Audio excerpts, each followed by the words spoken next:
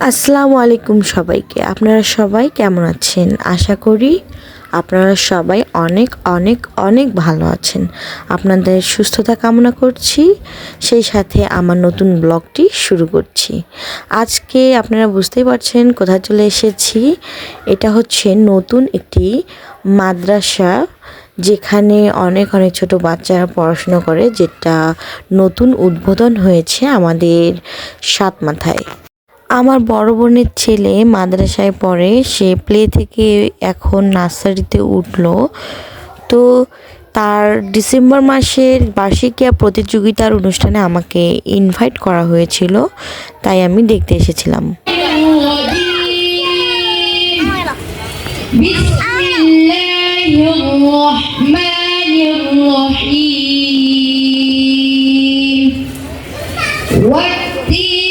والزيتون وطور سينين وهذا البلد الأمين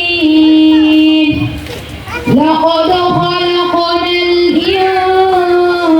الإنسان في أحسن تقويم ثم رددناه أسفل سافلين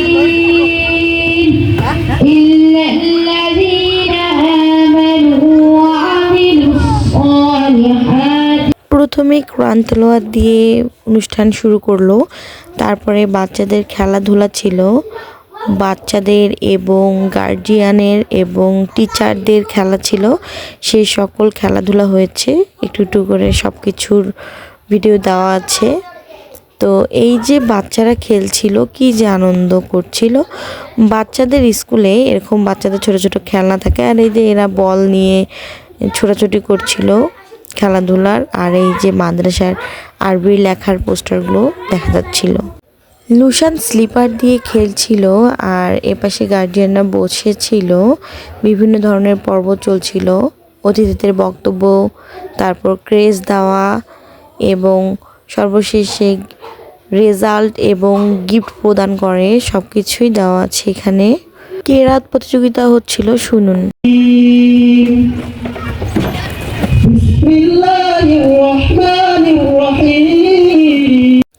মেয়েরাও ছেলেদের সাথে সমান তালে সুন্দর করে প্রতিযোগিতায় অংশ নিচ্ছিল, বোরখা পরে একদম হিজাব সহকারে। আর এই দিকে আমার ভাগনাকে বলছিলাম যে বাবা একটু ফুটেজ দাও তো সুন্দর। আর দেখেন ও তো জম্বি সেজে গেছে একদম।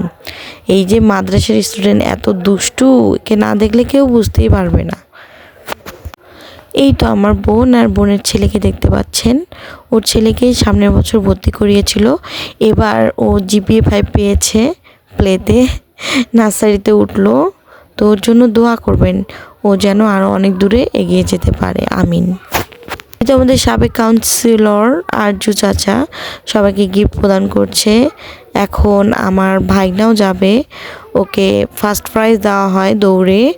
ও প্রথম হয়েছিল দৌড়ে, তাই ও ফার্স্ট প্রাইজ একটা বড় একটা মেলামাইনের গামলা বলতে পারেন, বাটিও বলতে পারেন, পেয়েছে। এই তো আয়নকে তুলে দিচ্ছিল একজন অতিথি, প্রধান অতিথি তুলে দিচ্ছিল। তো এই তো আয়নকে ফার্স্ট প্রাইজ দেওয়া হয়।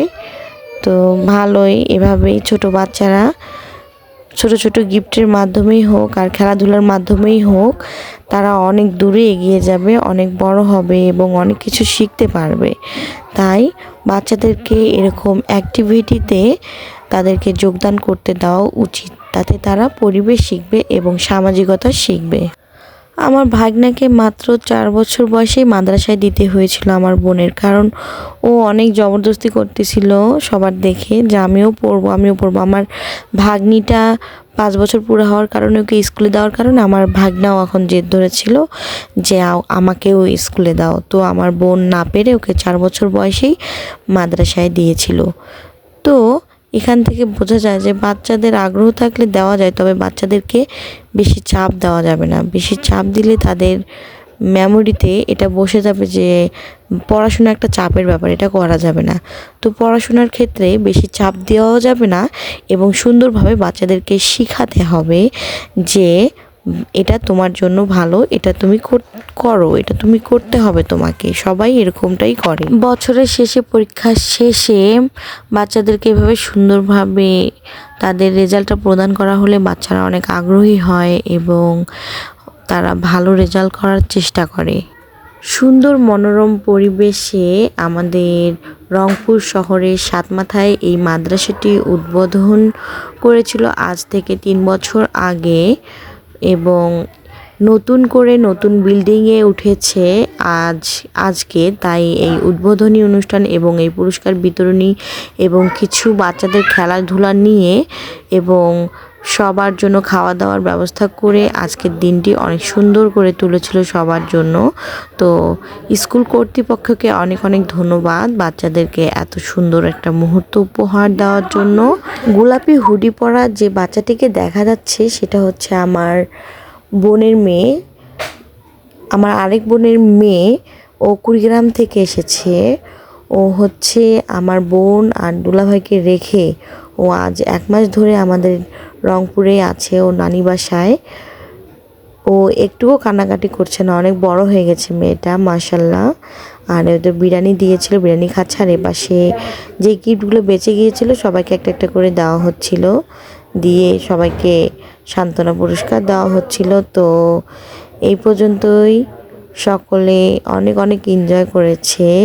এর কারণে সবাই খুশি হয়েছে, বাচ্চারা যে কেউ খালি হাতে ফেরেনি, এই বিষয়টা অনেক ভালো লেগেছে তাদের। তো আমাদের সুমাইয়া মনিও এখানে পড়ে না, তবুও তাকে একটা গিফট দেওয়া হয়েছে। আর সোহামনি একটা খেলা দিয়েছিল, সে সেকেন্ড হয়েছিল, সেও একটা গিফট পেয়েছে। আয়ান তো ফার্স্ট প্রাইজ পেয়েছে এবং ওর রেজাল্টও অনেক ভালো করেছে। এরা সবাই খাওয়া দাওয়া করছিল, ওদের নাকি অনেক ক্ষুধা লেগে গিয়েছিল। তো এই তো খাওয়া দাওয়া শেষ করে আমরা এখন চলে যাব। আল্লাহ হাফেজ।